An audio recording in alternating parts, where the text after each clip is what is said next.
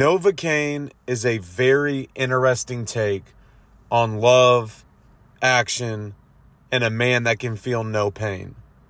Jack Quaid is an absolutely amazing actor in this movie, and it makes this movie worth the watch to an extent.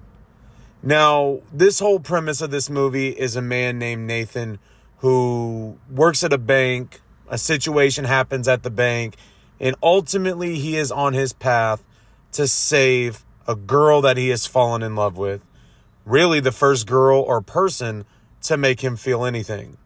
Now, what we learn early on, and this is no spoiler, is that Nathan is born with a disease that allows his body to feel no pain until the after, where you see the blood and you see some of the things as a result of the injury.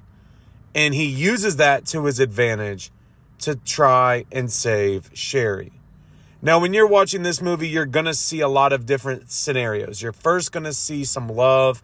You're going to see a kindling of a relationship. But then you're going to see the turn.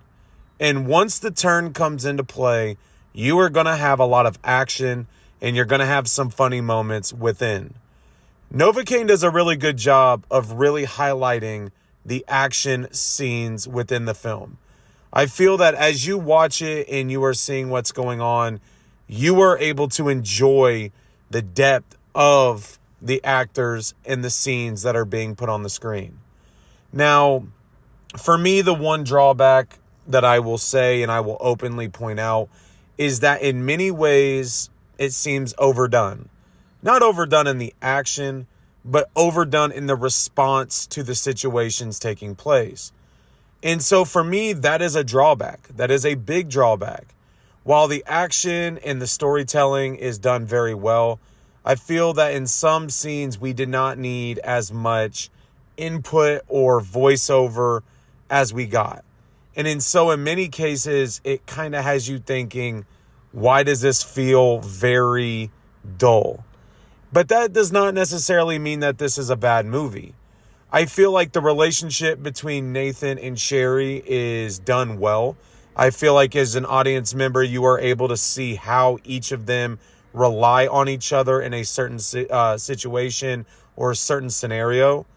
But then you ultimately can see where a turn in one of the two is going to take place. And that plays a very, very large role in the storytelling process of this movie. Now, when it comes to overall rating, for me, NOVOCAINE is about a 3 out of 5.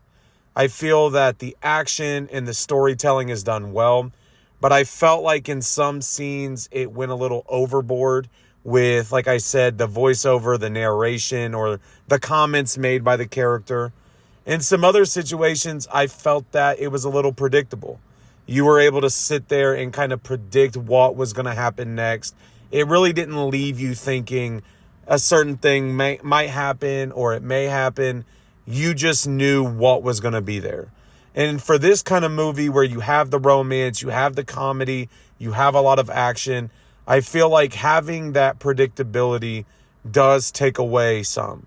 And so that's why I'm giving this movie a 3 out of 5. NOVOCAINE is a good movie.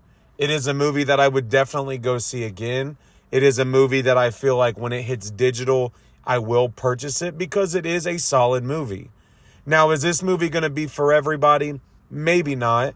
But Paramount Pictures does a great job of providing an almost 2-hour film that doesn't leave you bored or feel like there should be more to the storyline. I feel like in that time frame, they fit a lot of information in. You were able to sit back and just enjoy a movie. But NOVOCAINE is out now. For me, it is a 3 out of 5. It is worth the watch. I just feel like personally there are some drawbacks that kind of take away from the overall film itself. But 3 out of 5 for NOVOCAINE. It is out now.